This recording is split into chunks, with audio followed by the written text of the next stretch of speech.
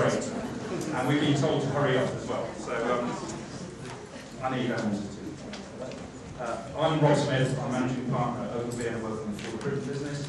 And I've got with me Tim Dallow, who's the creative director of LABDAYLIVE and also the founder of Transgressive Records, and Richard Beard, who's head of marketing comms at Ford. We've got a 15-minute slot to talk about. There's no big reveal here. We can talk about bands in transit.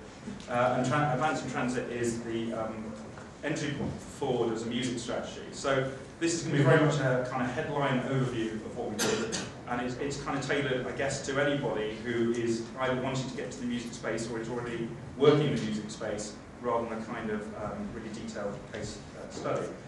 I guess there's two parts to Bands in Transit. One is what we did, and the other is sort of how we went about and did it. And I think a critical part of this is a close collaboration between Ford, its agencies, which is Ogilvy, but also other WPP partners, Mindshare and Wonderman, but also with a music specialist, and what the LABDAYLIVE guys brought to the party in terms of being a specialist in filming and creating kind of content.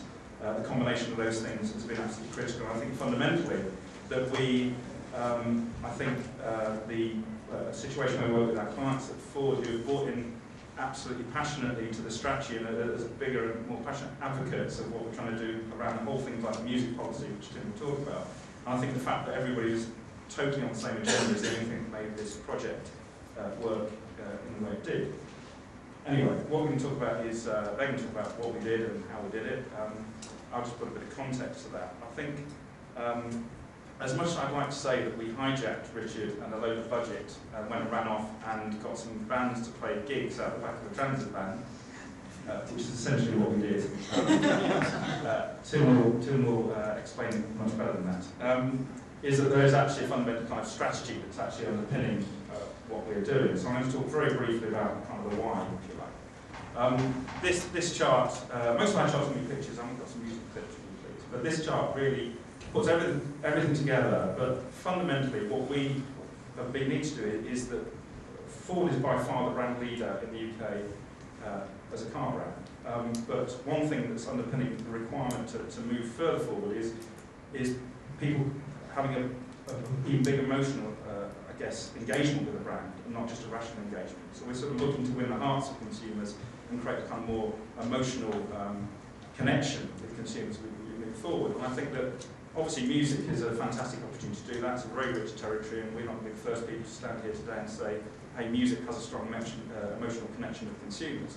I think from Ford's point of view, what was really important as well is a lot of people, we haven't really been involved, Ford's been very highly involved in sports sponsorships and things like that, but actually there's a huge contrast audience that is available to us that is involved in listening to music, going to gigs, etc. So a huge opportunity. I think the thing is though, is how do you do that, and how do you do that in a way that's compelling and actually right for the brand? So what we needed to do was find a way, I guess, to enter that space that allowed us, this is a long-term journey for us rather than just one piece of one activity, and to enter that space in a credible way. So it didn't look, I think when you've got a lot of marketing power, I think it's tempting to say you can go and you want to get into music, so you end up trying to do a headline sponsorship at a festival straight off. And I think, you know, people are clearly both passionate and protective about what they're interested in, particularly music, and that felt absolutely the wrong thing for us to do. So what Bands in Transit is two things really. It's a piece of activity in its own guise, but it's also our first entry to win the respect of people who are interested in music and the music audience. And to do that, we kind of felt you've got to bring something to the party. We wanted to bring something to it rather than just take something out of it. And I guess I think every successful project also has a stroke of luck. And in our case, whilst Ford hadn't got a background of being, I guess, doing a lot of music-related activity, they were the owners of the transit van, which has sort of got a history going back to when bands started touring the country. They've pretty much been touring in a transit. So we had something that brought us some authenticity, I guess, and a reason to be doing something, and that's what we built this activity on. So,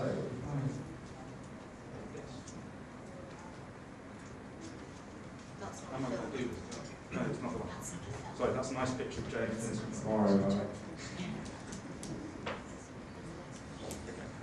just see what we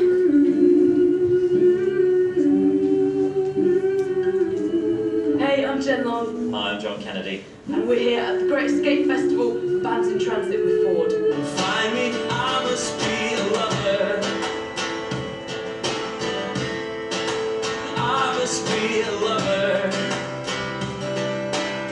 Sunny Brighton, checking out loads of amazing new talent, talking to them and getting them to play live in the van. I gotta keep my mind free, just to keep on walking, even if I'm all alone. Bands in Transit in Brighton at the Great Escape, and as the sun goes down, I get to sit on the beach with Marquise Tolliver. Hello, Marquise. Yeah! It's